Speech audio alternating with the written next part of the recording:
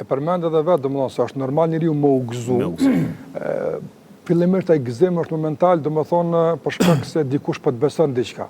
Dhe kjo është ndjenjë mirë. Është ndjenjë mirë. Normalisht, është ndjenjë mirë kur ti për shembull e gëzon një respekt dhe njerëz vlerësojnë. Kjo është e mirë. Mirë, po kjo nuk duhet me zgjat shumë. Është moment i caktuar normal, pastaj kalojmë tek përgjithësia.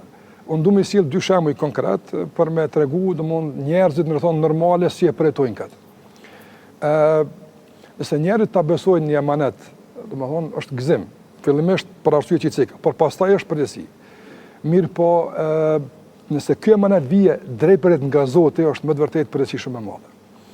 Andaj Muhamedi alayhis salam kur e mori emanetin e shpalljes, domethënë nuk doli që të feston në Mekë.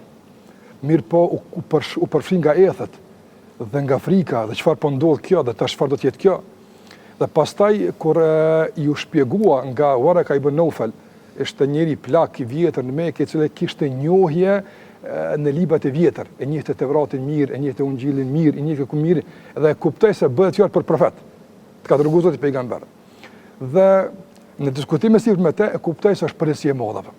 Dhe e kuptoi se është përzgjedhje e madhe, po edhe përgjegjësi e madhe. Dhe vazhdoi me të njëjtën ngarkesë. Shkoi i mbuluar, kërkoi nga gruaja e tij domthonjë që t'i ndihmonte ta përkrahte e kështu me radhë.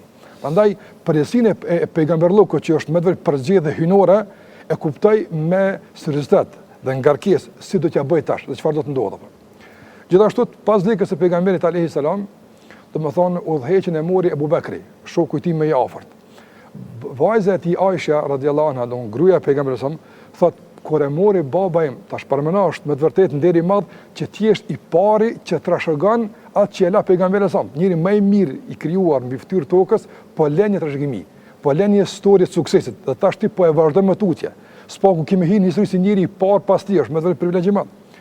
Mirë, po çfarë tha Aisha për Abu Bekrin? Tha, ato ditë, domethënë, po ti vendoshin kodrat mbi shtëpinë babës tim, do të ishte më e lehtë për të se kjo përgjegjësi që mori me shokët. Mirë, andaj është përgjegjësi e madhe, thash pikërisht, edhe pe ku e ndin besimtari peshën e kësaj përgjegjësie.